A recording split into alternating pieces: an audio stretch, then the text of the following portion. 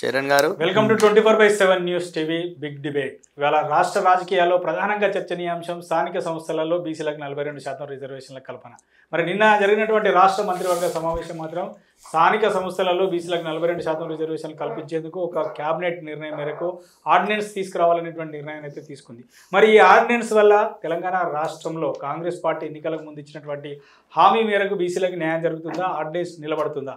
ఈ ఆర్డినెన్స్ న్యాయపరంగా చట్టపరంగా నిలబడదని తెలిసి కూడా రేవంత్ రెడ్డి ప్రభుత్వం కావాలని ఆర్డినెన్స్ తీసుకొచ్చిందని ప్రధాన ప్రతిపక్షమైనటువంటి బీఆర్ఎస్ పార్టీ నాయకులు ఆరోపిస్తున్నారు.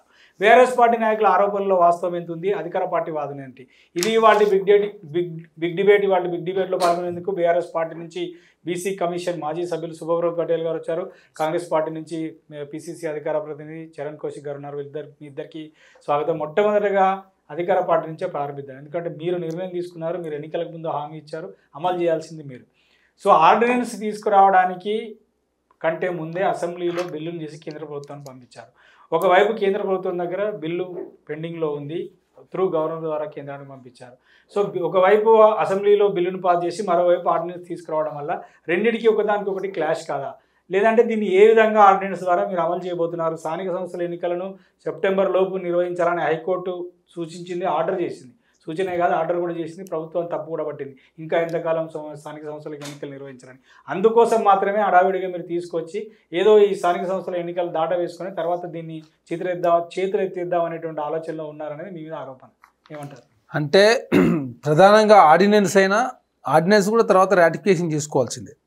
ఏదైనా ముందస్తు అంటే అసెంబ్లీ నిర్వహించకుండా ముందుగా ఏదైనా ఆర్డినెన్స్ పాస్ చేసుకున్న తర్వాత మళ్ళీ అసెంబ్లీ సమావేశాలు జరిగినప్పుడు దాన్ని ఆర్డినెన్స్ని రాటిఫికేషన్ చేయాల్సిన అవసరం ఉంటుంది ఎవరైనా కూడా. ఇక్కడ ప్రధానంగా ఆనాడు 42% రిజర్వేషను విద్యా ఉద్యోగాలు కావచ్చు, అదేవిధంగా లోకల్ వాళ్ళు 42% రిజర్వేషన్ కోసం 2 బిల్లులు పాస్ చేసిన మాట వాస్తవం. తర్వాత గవర్నర్ గారు ఆమోదం తర్వాత రాష్ట్రపతి గారు పంపారు. రాష్ట్రపతి గారు 3 నెలల లోపు నిర్ణయం తీసుకోవాలి. 3 నెలల లోపు అంటే దగ్గర పడతా ఉంది సమయం కూడా. అదే కాకుండా ఈ నెల చివరి వరకు పార్లమెంట్ సమావేశాలు కూడా ప్రారంభం కాబోతూ ఉన్నాయి. కాబట్టి గవర్నర్ నిర్ణయం కన్నా ముందే ఏమైంది, హైకోర్టులో కేసు ఉన్నది కాబట్టి చాలా స్పష్టంగా హైకోర్టు చెప్పింది ఈ నెల లోపలనే మొత్తం రిజర్వేషన్ ఖరారు అని చెప్పడంతో ఖచ్చితంగా మనకు సమయం లేదు కాబట్టి ఖచ్చితంగా ఆర్డినెన్స్ తీసుకురావాలని చెప్పేసి నిన్న క్యాబినెట్ దాదాపు 5 గంటల పాటు కూర్చొని ప్రధానంగా బీసీల అంశాన్ని అదేవిధంగా దీనికి సంబంధించి ఆర్డినెన్స్ తీసుకోవాలని చెప్పి ప్రభుత్వం సదుద్దేశంతో ముందుకు పోతా ఉంది. ఖచ్చితంగా 42% రిజర్వేషన్ ఇవ్వాలనే ఏకైక లక్ష్యంతో తెలంగాణ రాష్ట్రంలో కులగణన చేసేదే కాదు, తెలంగాణ రాష్ట్రంలో డెడికేషన్ కమిషన్ ఏర్పాటు చేసి తెలంగాణ రాష్ట్రంలో గతంలో 34% రిజర్వేషన్ 23% తక్కువైంది కాబట్టి, అది సర్పంచ్ ఎలక్షన్కి వస్తే అది 18% కూడా అయింది కాబట్టి, మున్సిపాలిటీలో 50% ఇచ్చే అవకాశం ఇవ్వలేదు కాబట్టి ఖచ్చితంగా కామారెడ్డి డిక్లరేషన్ 42% ఇస్తామని చెప్పి ప్రభుత్వం భావించి 18 నెలల కాలం పాటు టైం వేస్ట్ అయినా కూడా ఖచ్చితంగా బీసీలకు ఇచ్చిన మాట నిలుపుకునే ప్రయత్నంలో భాగంగా ప్రభుత్వం ముందుకు పోతా ఉంది. అంటే డెడికేషన్ కమిషన్ వేసిన నెల రోజులకే డాటా ఎట్లా వచ్చిందనే దానిలో ఒక ఆరోపణ. రెండవది, మీరు డెడికేషన్ కమిషన్ ద్వారా తీసుకున్నటువంటి డాటా ప్రకారం బీసీల జనాభాను తగ్గించి చూపించారు. 53% బీసీలు ఉంటే అందులో మైనార్టీలను కలిపి చూపించారు. మైనార్టీలను తీసేస్తే కేవలం 46%కే వచ్చారు అనేది కూడా ఒక విమర్శ. అంటే ప్రధానంగా ఎక్కడైనా కూడా గుర్తుపెట్టుకోండి, మైనార్టీస్ అనేది ఎక్కడ ఉండదు. జనరల్గా వాళ్ళు వెనుకబాటుతనం ఆధారంగా మాత్రం రిజర్వేషన్ ఇస్తారు. వారికి సంబంధించిన వాళ్ళు ఏ మతంలోనే ఉండొచ్చు. ఇప్పుడు చూడండి, సిక్కులు ఉన్నారు. ఇంతకుముందు చరణ్ సింగ్ చైన్ గారు కాంగ్రెస్ పార్టీలో ఉండేవారు. వారు వారు ఎస్సీ సామాజిక వర్గానికి సంబంధించి వారి మతం మాత్రం సిక్కు. అంటే అట్నే విధంగా ఇందులో ముస్లింలలో కూడా గుజరాత్ రాష్ట్రంలో కూడా చాలా 20 మంది ముస్లిం తెగలని నేను బీసీలో జాయిన్ చేసిన అని చెప్పేసి నరేంద్ర మోడీ గారు చాలా సందర్భంలో మాట్లాడారు. యడ్యూరప్ప గారు ముఖ్యమంత్రిగా ఉన్న కర్ణాటకలో చాలామంది ముస్లింలలో ఉన్నటువంటి కొంతమందిని బీసీలోకి తీసుకొచ్చిన పరిస్థితి మనం చూసినాం. వెనుకబాటుతనం ఆధారంగా మాత్రం వాళ్ళు కలిస్తే గతంలో ఉన్నటువంటి బీసీలకు పోను మీరు అన్నట్టుగా మైనారిటీలు కలిస్తే శాతం పెరగాలి, కానీ తగ్గాలి, పెరిగింది. ఇక్కడ 53% నుంచి 46% కేసీఆర్ గారి కన్నా లెక్కల కన్నా కూడా మేము చేసిన లెక్కలలో బీసీ జనాభా పెరిగింది. దాని లెక్కలతో సహా అసెంబ్లీలో మేము వివరించినాం. అదే కాకుండా సపోజ్ యాదవ్స్ చెక్ చేసుకోండి, మీరు యాదవ్ సంబంధించి కేసీఆర్ గారి లెక్కలలో 25 లక్షలు ఉన్నది. ఈ కుర్మ యాదవ్ కలిపితే అది 26 లక్షలు అయింది. 1,00,000 పెరిగినట్టు సందర్భం. ముదిరాజు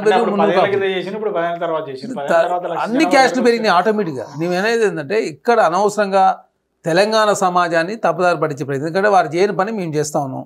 బీసీల కోసం 42% రిజర్వేషన్ ఇచ్చే ఏకైక లక్ష్యంతో ముందుకు పోతూ ఉన్నాం. కోర్టులు చెప్పినటువంటి ఏదైతే డెడికేషన్ కమిషన్ కావచ్చు, బీసీ సంఘాలు చెప్పిన విధంగానే తెలంగాణ రాష్ట్రంలో రెండోసారి కూడా కులగణన చేసి అదేవిధంగా బీసీ కులగణనలో వివరాలు నమోదు చేసుకున్న వాళ్ళు మాట్లాడుతారు. ఇప్పుడు కేసీఆర్ గారు నమోదు చేసుకోలేదు, కేటీఆర్ గారు నమోదు చేసుకోలేదు, హరీష్ రావు గారు నమోదు చేసుకోలేదు, భారతీయ జనతా పార్టీ డీకే గారు నమోదు చేసుకోలేదు. అదే కాకుండా బీసీ బిల్లు పాస్ అవుతుంటే బీఆర్ఎస్ పార్టీ సంబంధించి ఎమ్మెల్యేలు ప్రపంచం మొత్తాన్ని తెలుసు అట్టుంటది. బీసీలే ఇక్కడ బీసీలకు సంబంధించి కాదు, నమోదు చేసుకోవాల్సిన అవసరం ఏందన్నది బీసీలకు సంబంధించి కాదు, ఇది అందరికి సంబంధించిన డేటాను సమీకరించే ప్రయత్నంలో భాగంగా ప్లానింగ్ కమిషన్ ఆధ్వర్యంలో నిర్వహించారు. తర్వాత దీనిలో నుంచి ఎస్సీ కమిషన్ వాళ్ళు తీసుకునే అఖ్తర్ గారు దీనికి సంబంధించి కదా, అది కూడా అంటే డేటాని ఎవరికి కావాల్సిన విధంగా మా దాంట్లో నుంచి డేటాని డివైడ్ చేసే ప్రయత్నాలు బాగా ముందుకు పోతారు తప్ప ఇక్కడ ఏదో మళ్ళీ ఇంటిని మళ్ళీ తీసుకున్నారు సమాచారం మొత్తం. కాబట్టి అనవసరంగా ఏంటంటే తెలంగాణ సమాజాన్ని తప్పుదారి పట్టించే ప్రయత్నం. ఎందుకంటే విద్య ఉద్యోగాల్లో కావచ్చు, రాజకీయ రిజర్వేషన్ కావచ్చు, ఇవన్నీ ముడిపడి ఉన్నటువంటి అంశం విషయంలో 74 క్వశ్చన్లని ఒకసారి అన్నారు, తప్పని ఒకసారి అంటారు, లెక్కలు తప్పు చూపించినట్టు ముస్లిమ్స్ అని, అంటే రకరకాలుగా దీన్ని డైల్యూట్ చేయాలని ఏకైక లక్ష్యంతో ముందుకు పోతా ఉన్నారు తప్ప కాంగ్రెస్ పార్టీ చిత్తశుద్ధితో స్టార్ట్ చేసింది. రేవంత్ రెడ్డి గారు స్టార్ట్ చేసిన తర్వాత కేంద్రం ఒప్పుకున్నది. వాస్తవం చెప్పాలంటే జనగణనలో కులగన్న వాళ్ళు పెట్టనని చెప్పారు భారతీయ జనతా పార్టీ కేంద్ర ప్రభుత్వం, కానీ మళ్ళీ ఒప్పుకున్న పరిస్థితి మనం చూసినాం. కాబట్టి ఒక అంశం తీసుకున్నప్పుడు ఇంకొక అంశం కూడా కలిసి వచ్చిన పరిస్థితి. కాబట్టి రేపు చట్టసభలో రిజర్వేషన్ వచ్చే అవకాశం ఉంది. కాంగ్రెస్ పార్టీ కూడా ఒప్పుకుంటా ఉంది, ఇండియా కూడా ఒప్పుకుంటుంది. కాబట్టి ఖచ్చితంగా చట్టసభలో రిజర్వేషన్ తీసుకొచ్చే ప్రయత్నంలో భాగంగా ఎక్కడ చిన్న పొరపాటు చేయకుండా లెక్కలలో కావచ్చు, పారదర్శకంగా చేయాలని కావచ్చు, అదేవిధంగా ఆర్థిక స్థితిగతులు కావచ్చు, కోర్టుకు సంబంధించిన వివాదాలు కావచ్చు, అన్నిటినీ సరిదిద్దుకునే ప్రయత్నంలో భాగంగా ముందుకు పోతాం. సుబ్రహ్మణ్యం గారు వారేమో అంత క్లియర్గా చెప్తున్నారు, మేము చిత్తశుద్ధితో బీసీలకు 42% రిజర్వేషన్ అమలు కోసం అన్ని అడుగులు వేస్తున్నామని. మీరేమో మరి ఇది సాధ్యం కాదు, ఆర్డినెన్స్ కొట్టుడు పోతుంది తెలిసి కూడా ఇవన్నీ చేస్తున్నారు. సో కేవలం స్థానిక సంస్థల ఎన్నికల కోసం ఆ ఎన్నికలను ఏదో రకంగా గడిపి, ఎందుకంటే హైకోర్టు ఆర్డర్ ఉంది, హైకోర్టు మొట్టికాయలు కూడా వేసింది, ఇంకెప్పుడు పెడతారు, దాదాపు 12 నెలలు అయిపోయింది, 14 నెలలు కూడా అయిపోయింది, పెట్టాలి. స్థానిక సంస్థల ఎన్నికలు నిర్వహించకపోతే స్థానిక సంస్థలు నిర్వీర్యం అయిపోతాయి. ఎందుకంటే ప్రజాప్రతినిధులు ఉండాలి కదా, సర్పంచులు ఉండాలి, వార్డు మెంబర్లు ఉండాలి, మున్సిపల్ చైర్మన్లు, జడ్పీటీసీలు, ఎంపీపీలు, ఎంపీటీసీలు ఉండాలి. మీ వాదన ఏంది, బీఆర్ఎస్ వాదన ఏంది? నమస్కారం రమణన్న గారు, అదేవిధంగా చరణ్ గారికి, మీ 24/7 ప్రేక్షకులందరికీ. ముఖ్యంగా కాంగ్రెస్ పార్టీ గతం నుండి కూడా మేము చెప్తున్నాం, మీరు కామారెడ్డి డిక్లరేషన్ అని 42% అన్నప్పుడే మీరు దాంట్లో లొసుగులు పెట్టి 42% ఏ విధంగా నిర్ణయించి మీరు 42% ఇస్తామని చెప్పారు. ఈరోజు అదే చెప్పేది ఉంటే దానికి ఒక కమిషన్ ఎందుకు, అధ్యయనం ఎందుకు, ఇవన్నీ ఎందుకు? మీరు చెప్పిన 42% కాబట్టి ఒక ఏకసభ్య కమిషన్ వేసి దానికి ఆ కమిషన్ 49 జియో ప్రకారంగా భూసాని వెంకటేశ్వర్ గారు కమిషన్, డెడికేటెడ్ కమిషన్ వేసి ఆ కమిషన్కి వేసినప్పుడు కమిషన్ టర్మ్స్ ఆఫ్ రెఫరెన్స్లో ఆయనకి ఇచ్చినట్టు ఏంటంటే కృష్ణమూర్తి కేసులో ఏదైతే ఉందో ఆ కేసుకి అనుగుణంగానే మీరు నివేదిక ఇవ్వాలి, అంటే ట్రిపుల్ టెస్ట్ ఫాలో కావాలని భూసాని వెంకటేశ్వర్లు గారికి అది కూడా హైకోర్టు చెప్పిన తర్వాత డెడికేటెడ్ కమిషన్ వేసారు. వేసిన తర్వాత ఆయనేమో మళ్ళీ వీళ్ళు కాంగ్రెస్ పార్టీ చెప్పినటువంటి దాన్ని 42% నేను ఇచ్చినా అని చెప్తుండ్రు. లెక్కలు తీసింది మాత్రం ప్లానింగ్ డిపార్ట్మెంట్ జియో నంబర్ 18 ప్రకారంగా ప్లానింగ్ డిపార్ట్మెంట్తో లెక్కలు తీపిచ్చారు. దాంట్లో మొత్తం కూడా లెక్కలు వచ్చిన తర్వాత బీసీల సంఖ్యను తగ్గించారు అని చెప్పేసి గతంలో ఎస్కేఎస్లో 51% ఉన్నటువంటి బీసీలు వీళ్ళు చేసినటువంటి ఈ కులగణన అనేది సర్వే చేసిరో ఆ సర్వేలో 46% పడిపోయారు. గతంలో 1,85,00,000 మంది బీసీలు వస్తే వీళ్ళు సర్వే చేసిన దాంట్లో 1,64,00,000 మందే బీసీలు వచ్చారు. దాంట్లో దాదాపు 21,52,677 మంది బీసీలు తగ్గించి చూపించింది గతం కన్నా. కాబట్టే బీసీ సంఘాలంతా కూడా ప్రెస్ క్లబ్లలో కూర్చొని మొత్తం ఆ నివేదికను మొత్తం కూడా చింపేసి అంటిపెట్టి హంగామా చేసింది అటువంటి విషయం. అదేవిధంగా కాంగ్రెస్ పార్టీకి సంబంధించిన ఎమ్మెల్సీ కూడా ఆ నివేదికను కూడా చింపిపడేసింది. ఇదంతా కూడా మొత్తం బీసీలని ముంచినటువంటి నివేదిక అని చెప్పిండు. కానీ బీసీలు తగ్గుతారు, ఎస్సీలు తగ్గుతారు, ఎస్టీలు తగ్గుతారు, మైనార్టీలు తగ్గుతారు. పెరిగేదల్లా ఓసీలను మాత్రం 15 లక్షల మంది, 15 లక్షల చిల్లర ఓసీలను పెంచి మీరు లెక్కలు కరెక్ట్ చేసినామని చెప్తారు. నిజంగానే అసలు ఈ లెక్కలు తీయాల్సినటువంటి అవసరం ఎందుకు వచ్చింది? నిజంగానే వీళ్ళు గతంలో 2010 కన్నా ముందు వేరే లోకల్ బాడీ ఎన్నికల్లో రిజర్వేషన్, ఎందుకంటే రాజ్యాంగంలో 243 ఆర్టికల్లో స్పష్టంగా ఏముందంటే ఎస్సీ ఎస్టీలకేమో జనాభా దామాషాల చేయాలని ఉంది, బీసీలకు మాత్రం రాష్ట్ర ప్రభుత్వాలు ఇచ్చుకోవచ్చని ఉంది. ఎంత ఇవ్వాలనే దాంట్లో స్పష్టంగా లేకపోవడం వల్లనే సుప్రీంకోర్టు ఇన్వాల్వ్ అయ్యి గతంలో తెలంగాణలో 33-34% అమలైంది. మా పక్కకు ఉన్నటువంటి కర్ణాటకలో కూడా 30% అమలైంది. ఇట్లా అన్ని రాష్ట్రాలు వాళ్ళకి అనుగుణంగా ఉన్నటువంటి వాళ్ళ లోకల్ కార్పొరేషన్లతోనో దేంతో అధీనం చేసి వాళ్ళు రిజర్వేషన్ని 30-35% ఇచ్చిర్రు. కృష్ణమూర్తి కేసు వచ్చిన తర్వాత మీరు ఎస్సీ ఎస్టీ మినాయించి 50% లోపట్నే ఇవ్వాలి రిజర్వేషన్ బీసీలకు అని చెప్పి స్పష్టంగా చెప్పింది. చెప్పిన తర్వాతనే తెలంగాణలో ఎన్నికలు జరిగితే ఆ రోజు కేసీఆర్ గారు కూడా చట్టం తీసుకొని వచ్చి పంచాయతీరాజ్ చట్టంలో 34% రిజర్వేషన్ బీసీల కంటే హైకోర్టు కొట్టేసింది. ఈ విషయం బీసీ కాంగ్రెస్ పార్టీకి తెలియదా? కొట్టేస్తే మేము సుప్రీంకోర్టు పోతే కూడా సుప్రీంకోర్టు కూడా చెప్పింది మీరు విత్డ్రా చేసుకుంటారా మేము కొట్టేయాలని చెప్పింది. చెప్పిన సందర్భంలోనే అసలు ఏంది ఎట్లా రిజర్వేషన్ పెంచాలి. ఈరోజు వీళ్ళ నిజంగానే వీళ్ళకి చిత్తశుద్ధి ఉంటే వీళ్ళు ఒక డెడికేటెడ్ కమిషన్ అంటే ఒక రాజ్యాంగబద్ధమైనటువంటి తమిళనాడు తరహాలో రెండు షెడ్యూల్లో చేర్చి రిజర్వేషన్లు పెంచవచ్చు కదా అనేది కూడా ఒక వాదన ఉంది. అదే నేనేమంటున్నా. కానీ దానికి అంబాశంకర్ కమిషన్ అని జనార్దన్ కమిషన్ అని నివేదికలు చాలా పోరాటం జరిగింది. నివేదికల ఆధారంగానే 3 సార్లు ఆర్డినెన్స్ తెచ్చారు జయలలిత గారు, పి నరసింహారావు అప్పుడు ప్రధానమంత్రి. అంటే దానికి బేస్ ఎట్లా అంటే రిజర్వేషన్ ఆడ తమిళనాడులో 69% రిజర్వేషన్ పెంచడానికి బేస్ ఏంటంటే అక్కడ అంబాశంకర్ కమిషన్ అని ఒక కమిషన్ వేసి రాజ్యాంగబద్ధంగా చట్టబద్ధంగా కమిషన్ వేసి ఆ కమిషన్ ద్వారా లెక్కలు తీసి అధ్యయనం చేసి బీసీలు 74% ఉన్నారు. దాంట్లో వెనుకబడితనాన్ని నిర్మూలించాలంటే 50% విద్యా ఉద్యోగాల్లో బీసీలకు రిజర్వేషన్ ఇవ్వాలి, 18% ఎస్సీలకు, 1% ఎస్టీలకు అని చెప్పి ఆ కమిషన్ల ఆధారంగా రిపోర్ట్ తీసుకొని దాన్ని చట్టం చేసి ఇట్లనే కొట్టేసిన సందర్భంలోనే మళ్ళా ఆడ కేంద్రంలో తీసుకుపోయి ఆ రోజు ఉన్నటువంటి పివి నరసింహారావు గారిని ఒప్పించి అన్ని పార్టీలు అక్కడ ఏకమైపోయి తమిళనాడులో ఆడ బిల్లును పాస్ చేసుకొని పార్లమెంట్లో 9th షెడ్యూల్లో పెట్టుకోవడం జరిగింది. తెలంగాణలో కూడా అదే అనుసరించమని బీఆర్ఎస్ పార్టీ మొదటి నుండి చెప్తుంది. మీరు చేసేటటువంటి తప్పు చేస్తుర్రు. మీరు డెడికేటెడ్ కమిషన్ వేసినప్పుడు కూడా ఏకసభ్య కమిషన్ వేసి లెక్కలేమో ప్లానింగ్ డిపార్ట్మెంట్ తీసింది, రిపోర్ట్ ఏమో ఈయన భూసాని వెంకటేశ్వర గారు ఇవ్వాలి. అది కూడా కాంగ్రెస్ పార్టీ వాళ్ళు ఏమంటారు అంటే మేము ఎన్నికలకు ముందు ఇచ్చిన హామీ మేరకు బీసీలకు మేము 42% రిజర్వేషన్ అమలు చేయడానికి ముందుకు వెళ్తుంటే బీఆర్ఎస్ అడ్డం పడుతుంది. మాకు అడ్డం పడాల్సినట్టు అవసరం లేదు. ఈరోజు వీళ్ళు ఎంత ఘోరం ఉందంటే వీళ్ళు చెప్తుంది నిజంగానే ఇట్లా ఆర్డినెన్స్ ఇచ్చి రిజర్వేషన్లు చేసేది ఉంటే 20 నెలల కాలం అవుతుంది కదా తెలంగాణలో కాంగ్రెస్ ప్రభుత్వం వచ్చిన తర్వాత. వీళ్ళు ఎందుకు అధ్యయనం ఎందుకు చేపించిండ్రు, దాన్ని బిల్ ఎందుకు రాష్ట్ర అసెంబ్లీలో ఆమోదింపజేసుకురు ఏకగ్రీవంగా అందరూ బీఆర్ఎస్ పార్టీ కావచ్చు అన్ని పక్షాలు కూడా వీళ్ళు తెచ్చినటువంటి 42% బిల్ నెంబర్ 3కి బిల్ నెంబర్ 4కి సంపూర్ణంగా మద్దతు ఇచ్చి ఏకగ్రీవంగా బిల్ పాస్ చేసుకున్నామా లేదా? ఒకటి రాజకీయాలలో ఒకటి విద్యా ఉద్యోగాలు 2 బిల్లులను మనం పాస్ చేసుకున్నాం. కానీ వీళ్ళ చిత్తశుద్ధి ఏంటంటే వీళ్ళు కేంద్రానికి పంపాలి, అది కేంద్రం పార్లమెంట్ చట్టం చేసి 9th షెడ్యూల్లో పెట్టాలి. వీళ్ళు చేసినటువంటి చర్యలు ఈ కాలంలో ఇప్పుడు మార్చిలో ఈ బిల్లు పాసింగ్గా March 7th పాస్ అయింది. March 7th నుండి ఇప్పటి వరకు వీళ్ళు చేసినటువంటి కార్యక్రమం ప్రధానమంత్రి మోడీ గారిని కలిసిర్రా. ఇంకొకటి ఇక్కడ అన్ని పార్టీలు సపోర్ట్ చేసినాయి కదా. వీళ్ళు ఏం చెప్పారు గతంలో అఖిల పక్షాన్ని తీసుకుపోతాం, మేము మోడీ గారిని కలుస్తాం, కావాలిస్తే ఎవరినైనా కలుస్తాం అన్నారు. ఈరోజు కనీసం నువ్వు చర్యలు చేయకుండా మోడీ గారు కలిస్తేనేమో నేను ఆర్ఎస్ఎస్లో స్కూల్ చేసిన, టీడీపీలో నేను కాలేజ్ చేసిన, ఇప్పుడు ఉద్యోగం ఏమో రాహుల్ గాంధీ దగ్గర చేస్తున్నాను, ఇట్లా చిన్న మాటలు అసలు అంటే సంబంధం లేని విషయాలు మాట్లాడింది తప్ప ఈ బీసీలకు సంబంధించి 42% రిజర్వేషన్ కోసం మాట్లాడిరా. మీకు జాతీయ నాయకత్వం ఈరోజు తెలంగాణ రోల్ మోడల్ అంటుంది కదా రాహుల్ గాంధీ. మీకు 100 ఎంపీలు ఉన్నాయి కదా, 99 ఎంపీలు మీకు కాంగ్రెస్ పార్టీగా ఉన్నాయి, మీ మిత్రపక్షాలు ఉన్నారు. అందరు కలిసి పార్లమెంట్లో ప్రైవేట్ బిల్లు పెట్టే ప్రయత్నం ఏమైనా చేసిరా? చేయలేదు. చేయకపోగా ప్రజల్ని మభ్యపెట్టేందుకు ఈరోజు ఈ హైకోర్టులో మొన్ననే వాదనలు అయినాయి. ఏది ఈ స్థానిక సంస్థల్లో సర్పంచ్ ఎన్నికలు పెట్టాలని చెప్పేసి హైకోర్టులో కేసు వేసిన సందర్భంలో ప్రభుత్వం తరఫున న్యాయవాది ఏం మాట్లాడిందంటే ఆర్గ్యుమెంట్స్, మేము ట్రిపుల్ టెస్ట్ని ఫాలో అయ్యి 1 నెల లోపల రిజర్వేషన్ ఫిక్స్ చేస్తామన్నాడు. ట్రిపుల్ టెస్ట్ అంటే ఏంది? కృష్ణమూర్తి కేసులో చెప్పినటువంటి ట్రిపుల్ టెస్ట్ ఏంది? 50% దాటొద్దు, ఓ డెడికేటెడ్ కమిషన్ ద్వారా ఈరోజు నివేదిక తీసుకొని 42% బీసీలకు అన్నాడు కదా, 42% బీసీలు, ఎస్సీలు 18%, ఎస్టీలు 10%, ఎంత అయిపోయింది? దాదాపు 70% పోయిందిగా. ఈ రిజర్వేషన్లు ఇచ్చే పరిస్థితి లేదు. వీళ్ళు చెప్పే వాదనలు హైకోర్టులో వాదనలేమో మేము 50% లోపల పెడతామని చెప్పి హైకోర్టులో వాదనలు చేస్తారు. వీళ్ళ పీసీసీ ప్రెసిడెంట్ హైకోర్టు జడ్జిమెంట్ రాగానే పీసీసీ ప్రెసిడెంట్ గారు ఏం చెప్పిన ప్రెస్ మీట్లా, మేము ఇద్దామనుకున్నాం కానీ హైకోర్టు చెప్పినటువంటి మాటను మేము అనుసరిస్తామని చెప్పారు. వీళ్ళు మాటలు చెప్పేది ఒకటి అంటే మనం మాటలు ఒకటి చెప్తున్నారు, చేతలు ఒక రకంగా చేస్తున్నారు. కాబట్టే ఈ ఆర్డినెన్స్ మీరు నిజంగానే ఒకవేళ కాంగ్రెస్ పార్టీ ఈ లెక్కలు ఏదైతే తీసిందో ఈ లెక్కలు పూర్తిగా కరెక్ట్ చట్టబద్ధం అనుకున్నాం అనుకో, వీళ్ళు ఈ బీసీ బిల్లుతో పాటు ఎస్సీ వర్గీకరణ చేశారు. ఎస్సీ వర్గీకరణకు 2011 లెక్కలు ఎందుకు తీసుకోరు? ఈ కులగణ అంటే ఎస్సీల వర్గీకరణకు సంబంధించి పనికిరానటువంటి ఈ కులగణ లెక్కలు, ఈ సర్వే లెక్కలు బీసీ రిజర్వేషన్ పెంచడానికి పనికొస్తాయా? వీళ్ళు ఏం చెప్తారు, కేవలం రాష్ట్రాలకు సర్వే చేసుకొని సంక్షేమ పథకాలు అమలు చేసుకోవాలి, లేకపోతే డెడికేటెడ్ కమిషన్ వేసి ఆ కమిషన్ ద్వారా లెక్కలు తీసి 50% లోపలనే రిజర్వేషన్ పెంచేది ఉంది.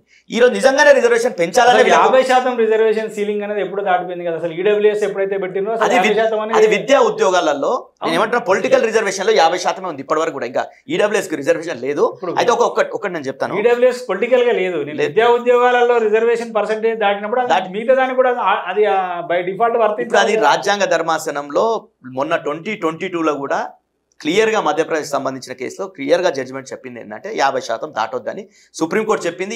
ఇది ఒక్క మధ్యప్రదేశ్కే కాదు, దేశంలో ఉన్నటువంటి అన్ని రాష్ట్రాలకు యూనియన్ టెరిటరీలకు కూడా వర్తిస్తుందని చెప్పేసి సుప్రీంకోర్టు స్పష్టం చేసింది. వీళ్ళు చేయాల్సింది ఏముందంటే ఒక డెడికేటెడ్ కమిషన్, రాజ్యాంగబద్ధంగా ఆర్టికల్ 340 ప్రకారంగా కమిషన్ ఆఫ్ ఎంక్వైరీస్ ప్రకారంగా డెడికేటెడ్ కమిషన్ వేసి దాని ద్వారా లెక్కలు తీసి నిజంగానే పొలిటికల్ బ్యాక్వర్డ్నెస్ బీసీలు ఏదైతే వెనుకబడి ఉన్నారో జనరల్ స్థానాల్లో గెలవలేరు, వీళ్ళ వెనుకబాటుతనాన్ని నిర్ధారించి మీరు ఆ రిపోర్ట్ తీసుకొని సుప్రీంకోర్టులో రివ్యూ పిటిషన్ వేయాల్సి ఉండే.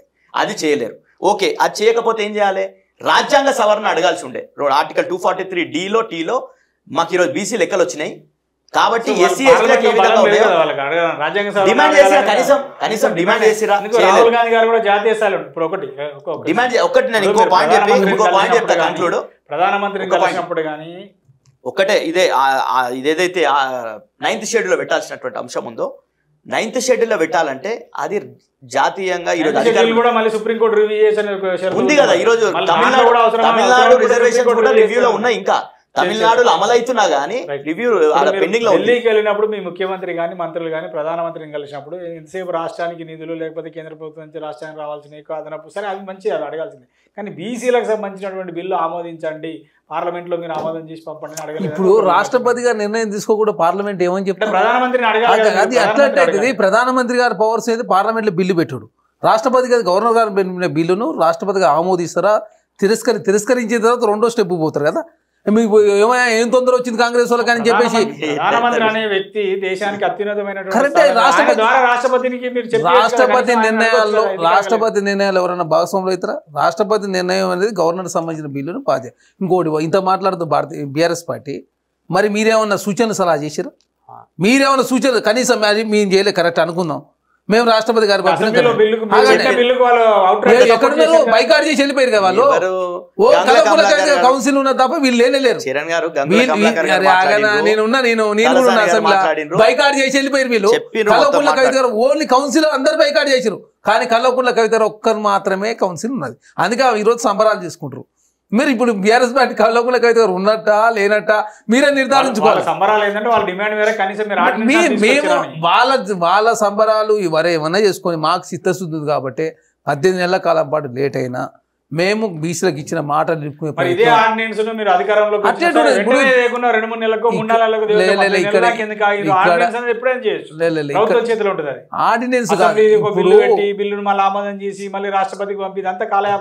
ఇక్కడ గుర్తుపెట్టు. దయచేసి అర్థం చేసుకోవాల్సింది ఏంటంటే కులగన్న చేసిన తర్వాత బీసీలకు సంబంధించినటువంటి స్థితిగతులు అన్ని వివరిస్తూ అసెంబ్లీలో చట్టం చేసి గవర్నర్ ఆమోదం తర్వాత రాష్ట్రపతి గారు పంపారు.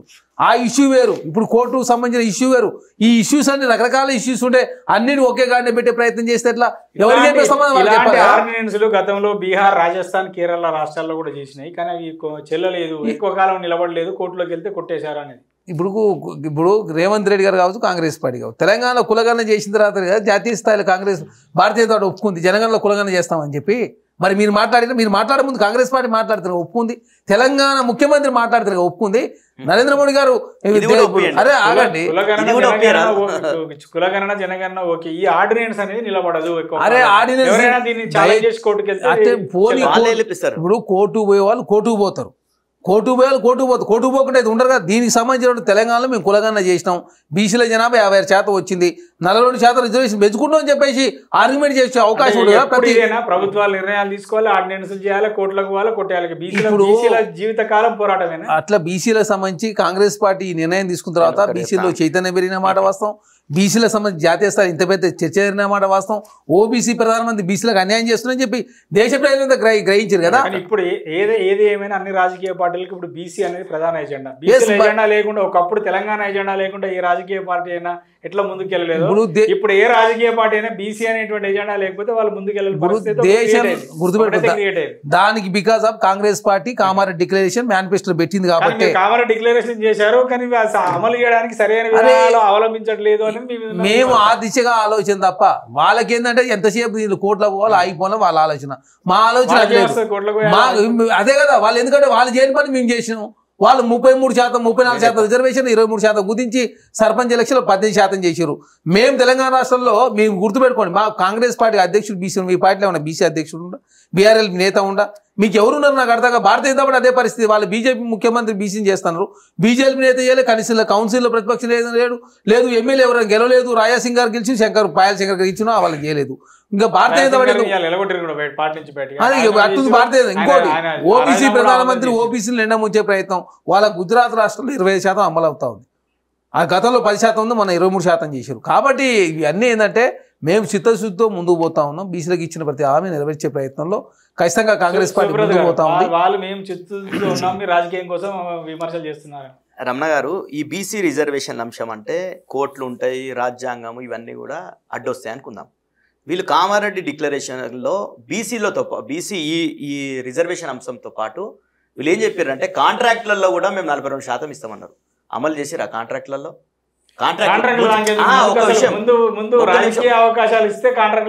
రాజకీయ అవకాశాలు ఇవ్వాలంటే కోర్టులు ఉంటాయి, అవన్నీ అడ్డుపడుతుండొచ్చు, కేంద్రం అనుమతి తీసుకోవాలి, రాజ్యాంగ సవరణ చేయాలి, సుప్రీంకోర్టు ఒప్పుకోవాలి, ఇవన్నీ ఉన్నాయి.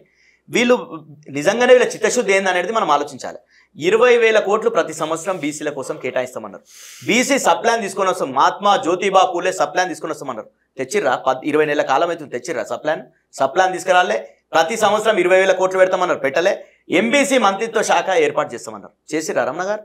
అంటే వీళ్ళ చిత్తశుద్ధి ఏందనేది మనకు దీంతో నిరూపణ అవుతుంది. అంటే ఎక్కడ ఏం ఆంక్షలు లేనటువంటి విషయాలు కూడా బీసీ డిక్లరేషన్లో చేయలేరు. వీళ్ళ మంత్రులు ఏంటంటే మంత్రులు 3కి ఇచ్చిరండి బీసీలకు. వీళ్ళ లెక్క ప్రకారంగా 42% అమలు చేయాలి కదా, కార్పొరేషన్లో 42% అమలు చేయాలి కదా. సామాజిక న్యాయం సమావేశం రెండే అయితే సామాజిక న్యాయ సమరవేరి అని పెట్టిరు. ఎక్కడ ఉంది సామాజిక న్యాయ? ఈడ మిత్రుడు ఉన్నాడు గొల్లకుర్మలకు మంత్రిత్వ శాఖ ఎప్పుడన్నా ఉమ్మడి రాష్ట్రంలో గొల్లకుర్మలకు మంత్రి లేకున్నటువంటి పరిస్థితి ఉండేనా? మున్నూరు కాపులకు మంత్రి లేకున్నటువంటి పరిస్థితి ఉండేనా? మైనార్టీలకు మంత్రి లేకున్నటువంటి పరిస్థితి ఉండేనా? ఇట్లా లంబాడాలు మంత్రి లేనటువంటి పరిస్థితి ఉండేనా? ఈరోజు సామాజిక న్యాయం ప్రభుత్వం మీద మీ క్యాబినెట్ రేవంత్ రెడ్డి నాయకత్వంలో ఏర్పాటైన ప్రభుత్వం మీద ఒక విమర్శ ఉంది. యాదవ్ లేని క్యాబినెట్, మైనారిటీ లేని క్యాబినెట్. ఫస్ట్ టైం ఇంకా 3 ఖాళీలు ఉన్నాయి. ఇంకో 3 ఖాళీలు మీరు గుర్తుపెట్టుకోండి. తెలంగాణ రాష్ట్రం ఏర్పడిన తర్వాత ఎస్సీలు ఎప్పుడైనా 4 మంది అయ్యారు? ఇద్దరే కదా అయింది, 4 కదా. అదే కాదు, మీరు గుర్తుపెట్టుకోండి. మీరు ఫస్ట్ క్యాబినెట్ లో మహిళనే మంత్రి లేదు, మా క్యాబినెట్ 2 మహిళలు ఉన్నారు. ఫస్ట్ క్యాబినెట్ మంత్రి ఉన్నారు, మీరు చెప్పండి. మంత్రి యాదవ్ అవకాశం ఇస్తారండి, ఎందుకు కాంగ్రెస్ పార్టీ డెమోక్రసీ కదా. డైనింగ్ టేబుల్ కూర్చొని నిర్ణయాలు తీసుకుంటారు మీరు. మీ దాంట్లో కనీసం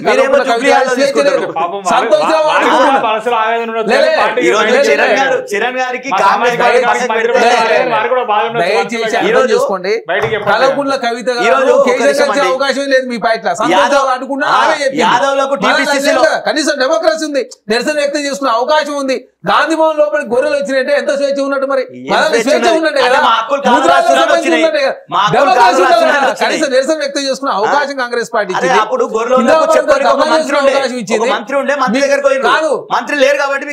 మీ పార్టీ సంబంధించిన కూడా ఇందిరా పార్క్ ధర్నా చేసుకున్నారు, రాయరాం కావచ్చు అందరు. నేనేమంటున్నా, అందరు డెమోక్రసీ ఉంది కాబట్టి ప్రశ్నించే అధికారం ఉంది. కాంగ్రెస్ పార్టీ ప్రశ్నిస్తా ఉన్నారు, ప్రశ్నించే సవరించుకునే ప్రయత్నం చేస్తుంది. ఇంకా 3 మంత్రి పదవులు ఉన్నాయి, అవకాశం ఖచ్చితంగా ఇస్తారు. ఎందుకు ఇస్తారు? దాంట్లో ఎందుకు ఇవ్వరు? మైనార్టీకి ఇస్తారా? లంబాడాలకు ఇస్తారా? లంబాడే డిప్యూటీ స్పీకర్ చేశారా మేము? లేకపోతే గొల్లకొండకు ఇస్తారా? మునూరు కాపులకు ఇస్తారా? ఎవరికి ఇస్తారు? డిప్యూటీ స్పీకర్ ఇవ్వలేదనే విమర్శన అయితే మీ మీద మీరు దయచేసి ఎంపీసీకి ఇస్తారా? దయచేసి యాదవ్ మంత్రి లేడు, మైనారిటీ మేమైతే ఒక మాట ఖచ్చితంగా గుర్తుపెట్టుకోండి. సామాజిక వర్గాలకు చెందిన మంత్రులు లేని ఏకైక క్యాబినెట్ రేవంత్ రెడ్డి క్యాబినెట్. అట్లా ఉండదు. మీరు ప్రభుత్వం గుర్తుపెట్టుకోండి. ఎండాకాలం 40% అయిపోయింది. మీకన్నా ఓసీలు తక్కువనే మా క్యాబినెట్ ఉంటారు. గుర్తుపెట్టుకోవాలి. మీకన్నా ఓసీలు తక్కువనే ఉంటారు. మీకు ఇప్పుడు మాకు ఒక్కోదాన్ని ఇప్పుడు డిప్యూటీ స్పీకర్ లంబాడాలకు ఇచ్చారు. కాంగ్రెస్ పార్టీ వర్కింగ్ మెంట్ కూడా లంబాలకు ఇస్తున్నారు. ఒక్కొక్క పదం ఒక్కో దాంతో అడ్జస్ట్ చేస్తుంటారు కదా. మీ దాంట్లో వర్కింగ్ మెంట్ కేటీఆర్ గారు, ప్రెసిడెంట్ కేసీఆర్ గారు ఉంటే మరి ఎవరికి ఏమి ఇచ్చారు మీరు? అన్ని మీరే పదవులు తీసుకుంటే ప్రాంతీయ పార్టీలు అట్లనే. కాబట్టి దయచేసి అర్థం చేసుకోవాల్సింది ఈ బీసీల అంశము కాంగ్రెస్ పార్టీ రాహుల్ గాంధీ గారు రేవంత్ రెడ్డి గారు మాట్లాడిన తర్వాత జాతీయ స్థాయి ఇష్యూ అయింది. నరేంద్ర మోడీ గారు రేపు చట్టసభలో కదా 50 సంవత్సరాలు దేశాన్ని రాష్ట్రాన్ని అరే మరి తీసుకొచ్చి మీరు గుర్తుపెట్టుకోండి. మేము 2000 రాజ్యసభలో బిల్లు పాస్ చేసినాం. లోక్సభలో అన్నాడు ప్రత్యేక పరిస్థితి కాలేదు. మరి నరేంద్ర మోడీ గారు వచ్చిన 2014 పార్టీలు డిసైడ్ చేస్తారు. దేశంలో బీసీల అంశం మాత్రమే మిగిలిపోయింది. గుర్తుపెట్టుకోవాలి. మహిళా బిల్ అయిపోయింది, 370D ఆర్టికల్ అయిపోయింది, డిమానిటైజేషన్, GST, తర్వాత వక్ఫ్ బోర్డు చట్టం కావచ్చు, త్రిపుల్ తలాక్ కావచ్చు, అన్ని అయిపోయినాయి. ఓన్లీ నరేంద్ర మోడీ గారికి గుర్తుపెట్టుకోవాలా బీసీల అంశం. భారతీయ జనతా ఎంత బలైన పడితే నరేంద్ర మోడీ గారికి ఒకటే మిగిలింది. ఒకటే అంటే ఏకదేశం ఏక పౌరసత్వం ఒకటి మిగిలింది. హిందుత్వ చేయాలి భారతదేశం అనేది ఒకటి మిగిలింది. ఫస్ట్ బీసీలు ఫస్ట్ ఈ బీసీల అంశం మొత్తం ముస్లిం బోర్డులో లా బోర్డుల కింద ఉన్న భూములని గుంజుకోవడానికి దాన్ని కూడా సింధూర్ ఆపరేషన్ ఫెయిల్ అయిందని తెలిసిన తర్వాత జనగణలో కులగన చేస్తా అని చెప్పి నరేంద్ర మోడీ గారు ఒప్పుకున్న పరిస్థితి. ముస్లింల ఆధీనంలో అంటే ముస్లిం వక్ఫ్ బోర్డుల ఆధీనంలో ఉన్న భూములన్నీ ప్రభుత్వం గుంజుకోవడం కోసం తీసుకొచ్చిన బిల్ అది.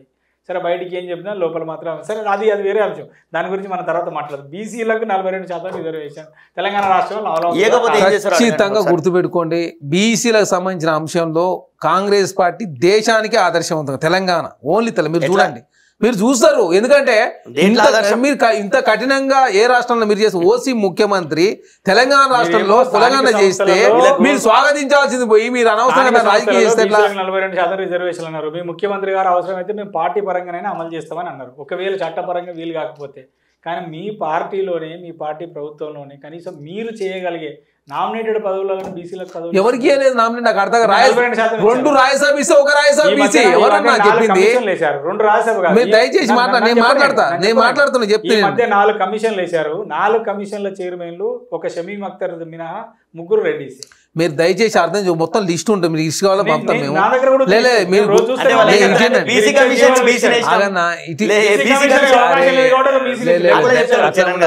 మీరు గుర్తు ఎమ్మెల్సీలు వచ్చినాయి. మీరు ఒకసారి మైనార్టీకి ఇచ్చినాం, లంబాడకి ఇచ్చినాం, మాలకి ఇచ్చినాం, వెలమకి ఇచ్చినాం, తర్వాత మున్నూరు కాపులకి ఇచ్చినాం. అట్లా మీరు ఎక్కువ మీరు గుర్తు నామినేటెడ్ ఎమ్మెల్సీ కావచ్చు, రాజ్యసభ తీసుకోవచ్చు. రేణుకా చౌదరికి ఒకటి ఇస్తే అనిల్ కుమార్ యాదవ్ ఒకటి ఇచ్చారు రాజ్యసభ.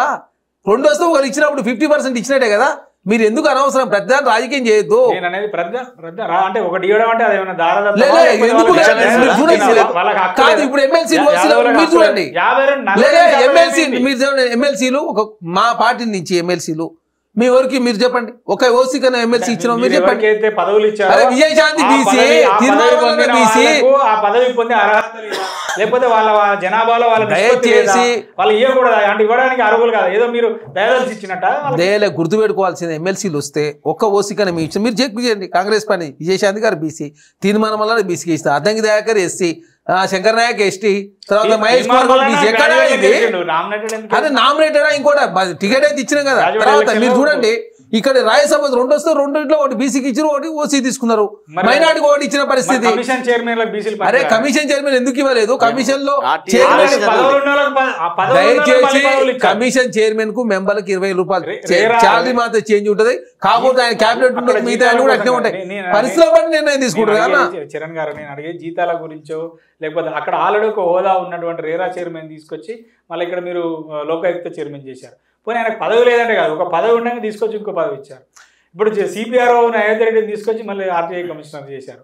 చంద్రశేఖర్ రెడ్డి సీఎం సెక్రటరీగా ఉన్నాడు, పదవి ఉన్నాడు, రిటైర్ అయినా కూడా ఆయన ముఖ్యమంత్రి ఉన్నంత కాలం ఆయన పదవిలో పెట్టుకోవచ్చు. ఆల్రెడీ పదవి ఉండగా మళ్ళీ అదే రెడ్డిని తీసుకొచ్చి ఎవరికేం పదవి రెడ్డి ఇంకొక రెడ్డి ఈ రెడ్డి ఆ రెడ్డి తప్ప ఇప్పుడు అంటే కమిషన్ చైర్మన్లకు ఎవరు బీసీలకు అర్హత లేదు. ఎందుకు ఇవ్వరు? ఇంకా 3 కమిషన్ ఆర్టీఐ కమిషన్ ఇంకా 3 ఇస్తున్నారు బీసీలకు. అట్టే లేదు. అట్లా ఉంటుంది, దేని దానికి ఉంటది ఈక్వేషన్స్. కాబట్టి నేను చెప్తున్నాను, ఆర్టీఐ కమిషనర్లు ఎంతమందిని వేశారు? 6 మంది వేసారు. 6 మందిలో ఒక్క బీసీ అరే ఇప్పుడు వేస్తున్నారే ఇచ్చి ప్రసాద్ గౌడ్కి ఇస్తే ఆయన ప్రసాద్ గౌడ్ ఆపిడి గవర్నర్ గారు ఉంటాయి రకరకాల ఈక్వేషన్. ప్రసాద్ గౌడ్ అడిగిండు, ఆ తర్వాత మన హరిప్రసాద్ ఆపిడి నిజం. ఇప్పుడు గవర్నర్ ఆపితే మనం ఏం చేస్తాం దానికి? హరిప్రసాద్ కూడా ఆగిపోయింది. అయింది ఆయన టెక్నికల్ ప్రాబ్లం తోటి ఏదో గాంధీభవన్ సంబంధించిన సిపిఆర్ పెట్టి ఆగిపోయే పరిస్థితి. కాబట్టి దయచేసి 42% అన్నారు, పోనీయండి 6లో 42% అంటే ఎన్ని రావాలి? అన్ని ఓసీలకి ఇచ్చారు. అలా ఎస్సీ మాదేకి ఇచ్చారు, మైనార్టీకి ఇచ్చారు. అలా ఓసీ అంటే ఓసీలో వేరే క్యాస్ట్ అన్ని వర్గాల వాళ్ళు ఉంటారు. నేను ఓసీలు ఉండొద్దని అనట్లే, బీసీలు ఉండదు, అన్నిటికీ ఓసీలు. మా కాంగ్రెస్ పార్టీ అధ్యక్షుడే బీసీ, డిప్యూటీ సీఎం ఎస్సీ ఉన్నాడు. రకరకాల అవకాశం రూపంలో కర్ణాటకలో పోతే ముఖ్యమంత్రి బీసీ ఉంటాడు, కాంగ్రెస్ పార్టీ అధ్యక్షుడు జాతీయ స్థాయిలో ఎస్సీ ఉన్నాడు. ఒక్కొక్క రాష్ట్రంలో ఒక్కో విధానంతో ముందుకు పోతుంటది. ఇప్పుడు మనం అనుకున్నట్టు కాంగ్రెస్ పార్టీ ఉంటుందా? ఎక్కడ చైర్మన్ ఎందుకు ఇవ్వలేదు? ఎవరికి ఇవ్వలేదు అన్న? నిర్మలా గౌడ్కి ఇవ్వలేదు, ఎవరికి ఇవ్వలేదు. మేము ఎవరికి మొత్తం 42% ఉన్నాయి, మీరు ఇచ్చిన ఎందుకు లేవు? 42% ఎందుకు లేవు? ఇంకెక్కువనే ఉన్నాయి. అరే నిజంగా లెక్కలు ఇంకా కావాలని పంపిస్తాను నేను. అన్ని లెక్కలతో సహా లేకున్నట్టు ఉంటది. మార్కెట్ కమిటీ కావచ్చు, మిగతా ఏదైనా కూడా దయచేసి ఏంటంటే వాళ్ళు బీసీలకు సంబంధించి ఇదే చెప్తారు కదా. వైన్ షాపులు రిజర్వేషన్ ఇచ్చి గౌడ్లకు మాత్రం ఇచ్చి బీసీలకు ఇచ్చిన మీరు ఎస్సీ ఎస్టీలకు ఇస్తే మరి గౌడ్లకు రిజర్వేషన్లు ఇచ్చారు, ఎస్సీలకు ఇచ్చారు, ఎస్టీలకు ఇచ్చారు. సరే వాళ్ళు ఏం చేసిరో చేయలేదో కాబట్టి వాళ్ళని ప్రజలు పక్కన పెట్టిర్రు, మీకు అధికారం కట్టబెట్టిర్రు. వాళ్ళు ఏంది మీరు చేయాలి కదా? మేము చేస్తూనే ఉన్నాం కదా. అందుకే కదా కులగన్న చేసినాం, 42% రిజర్వేషన్. రాష్ట్ర అధ్యక్షుడు BC, deputy CM SC. Congress party మేము చర్చ చేయడానికి సిద్ధంగా ఉన్నాం. మీ ఆయనలో కనీసం డెమోక్రసీ లేదు, ప్రగతి భవన్లో ఎవరికి ప్రవేశం లేదు. ఎక్కడి బీఆర్ఎస్ పార్టీ ఏం కథ, ప్రగతి భవన్లో ప్రవేశం లేదు. దయచేసి అరే కల్వకుంట్ల ఖైదీ గారు నాకు డెమోక్రసీ లేదు, మా ఇంట్లో సంతోషం ఆడుకుంటాను ఆయన మాట్లాడుతున్నారే. ఆ బీఆర్ఎస్ పార్టీ ఎక్కడ ఏంటిది? ప్రజల నిర్ణయమే అందరికీ మేము ఫాలో అవుతాం. వచ్చింది అయిపోయింది, మీకు అవకాశం ఇచ్చారు. వాళ్ళు మంచి చేశారో చెడు చేశారో ఏం చేశారో ప్రజలు తీర్పు ఇచ్చారు, మిమ్మల్ని అధికారంలో కూర్చోబెట్టారు. మీరు చేయాల్సిన బాధ్యత ఉందా లేదా? మాకుంది కాబట్టి అసెంబ్లీ స్పీకర్ ఎస్సీ ఉన్నాడు, డిప్యూటీ సీఎం ఎస్సీ ఉన్నాడు. బీసీలకు అన్ని వర్గాలకు సముచిత గౌరవం. ఇప్పుడు చూడండి, మైనార్టీ గెలవకపోతే ఎమ్మెల్సీ ఇచ్చారు, తర్వాత అడ్వైజర్ ఇచ్చిన పరిస్థితి, 3 కార్పొరేషన్ జనరల్ ఇచ్చిన పరిస్థితి, అన్నింటిలో అవకాశం ఇస్తున్నారు. మైనార్టీలో మంత్రి లేదు కాబట్టి వేరే రకరకాల అవకాశాలు. ఈ 42% రిజర్వేషన్ అనేది అమలు అవుతుందా? 100% చిత్తశుద్ధం ముందుకు పోతా ఉన్నాం. ఖచ్చితంగా 42% గవర్నమెంట్ జీవో ద్వారా రిజర్వేషన్ ఇంప్లిమెంట్ చేయాలని ప్రభుత్వం భావిస్తుంది కాబట్టి చిత్తశుద్ధితో ముందుకు పోతా ఉన్నాం. 18 ఏళ్ల కాలం పాటు వెయిట్ చేసినాం కాబట్టి మరికొన్ని రోజులు వెయిట్ చేసినట్లయితే ఖచ్చితంగా బీసీలో న్యాయం జరగబోతుంది. పోరాడతారా?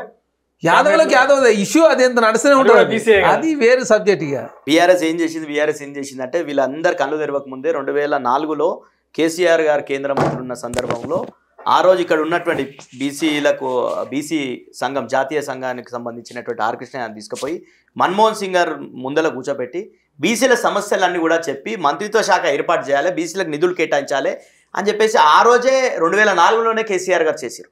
అదేవిధంగా తెలంగాణ వచ్చిన తర్వాత ఫస్ట్ అసెంబ్లీ సెషన్లోనే బీసీలకు 33% చట్టసభలో రిజర్వేషన్ కల్పించాలి, మహిళలకు 33% బీసీలకు రిజర్వేషన్ కల్పించాలని చెప్పిండు. అదేవిధంగా మేము ఎస్కేఎస్ చేసిన తర్వాత లెక్కలు వచ్చిన తర్వాత మొత్తం తెలంగాణలో బలహీన వర్గాల రాష్ట్రం ఇది. 85% ఎస్సీ ఎస్టీ బీసీ మైనార్టీలు ఉన్నారు. పక్కకు తమిళనాడులోనేమో 69% రిజర్వేషన్ ఎట్లుంటాయి, తెలంగాణలో మా దగ్గర కూడా రిజర్వేషన్ పెంచుకోనికి అవకాశం కల్పించాలి తెలంగాణలో అని చెప్పేసి కేంద్ర పార్లమెంట్లో మేము కొట్లాడినటువంటి చూసినాం. ఇక్కడ తీర్మానం చేసి పంపినటువంటి చూసినాం. 2021లో ఏదైతే జనగణన జరగాల్సి ఉండేనో దాంట్లో కులగణన ఇంక్లూడ్ చేయండి అని చెప్పేసి రాష్ట్ర అసెంబ్లీ తీర్మానం చేసి పంపినటువంటి చూసినాం. ఈ రోజు కూడా మేము డిమాండ్ చేస్తుంది ఏంటంటే, మీరు గతంలో ఎప్పుడు చేయనటువంటిది లోకల్, ఎప్పుడైతే ఎమ్మెల్యే తర్వాత ఉండేది మార్కెట్ కమిటీ చైర్మన్లో రిజర్వేషన్ తెచ్చినటువంటి చరిత్ర కేసీఆర్ గారికి దక్కింది. అందులో కూడా బీసీలకు రిజర్వేషన్ ఇచ్చినాం, ఎస్సీ ఎస్టీలకు రిజర్వేషన్ ఇచ్చినాం, మహిళలకు రిజర్వేషన్ ఇచ్చినాం. వీళ్ళు ఈరోజు చెప్తున్నది ఏంది, గౌడన్నలకు ఏం చేస్తామన్నారు వీళ్ళు?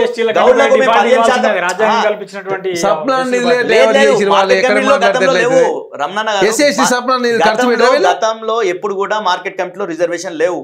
కేసీఆర్ గారు వచ్చిన తర్వాతనే 50% రిజర్వేషన్ తీసుకొచ్చింది మార్కెట్ కమిటీలలో.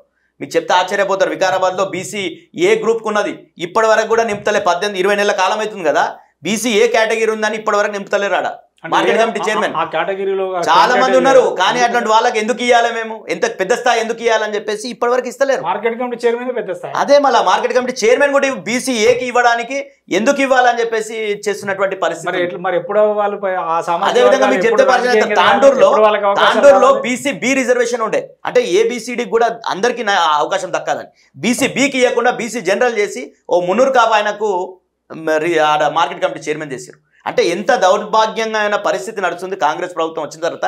రిజర్వేషన్లను కూడా తుంగలు దొక్కుతున్న కేసీఆర్ కల్పించినటువంటి రిజర్వేషన్లు కూడా తుంగలు దొక్కుతున్నటువంటిది కాంగ్రెస్ పార్టీ. ఇప్పటికైనా ఇప్పుడు వాళ్ళు ఆర్డినెన్స్ తెచ్చారు, కేబినెట్ తీర్మానం చేశారు, అసెంబ్లీలో బిల్లు. ఈ రోజు ఒకటే అడుగుతున్నారు అన్న, నేను వీళ్ళు అవన్నీ మాకు సంబంధం లేదు, మీరు ఏం చేస్తారు అనేది మాకు సంబంధం లేదు. మీరు ఈ రోజు అధికారంలోకి వచ్చి 42% ఇస్తామన్నారు, మీరు 42% ఇవ్వాల్సిందే. ఇవ్వకపోతే రేవంత్ రెడ్డి గారు రాజీనామా చేయాలి, మహేష్ కుమార్ గౌడ్ గారు రాజీనామా చేయాలి, వీళ్ళ క్యాబినెట్ అంతా కూడా రాజీనామా చేయాలి. మళ్ళీ ఎన్నికలకు పోవాలి తెలంగాణ. ఇవ్వకపోతే కాంగ్రెస్ పార్టీ ఇచ్చిన హామీ మేరకు, ఎన్నికలకు ముందు ఇచ్చిన హామీ మేరకు ఇప్పుడు ప్రభుత్వంలో మాత్రం కేబినెట్ నిర్ణయం మేరకు ఆర్డినెన్స్ తీసుకొచ్చింది. మరి ఆర్డినెన్స్ తోనైనా రాబోయే స్థానిక సంస్థల ఎన్నికలలో బీసీలకు 42% రిజర్వేషన్ అమలు జరగాలని అందరం కోరుకుందాం. ఇవాళ బిగ్ డిబేట్కు వచ్చినటువంటి కాంగ్రెస్ పార్టీ నాయకులు చరణ్ గారికి, బీఆర్ఎస్ పార్టీ నాయకులు శుభబ్రత్ పటేల్ గారికి ధన్యవాదాలు. Keep watching 24/7 news.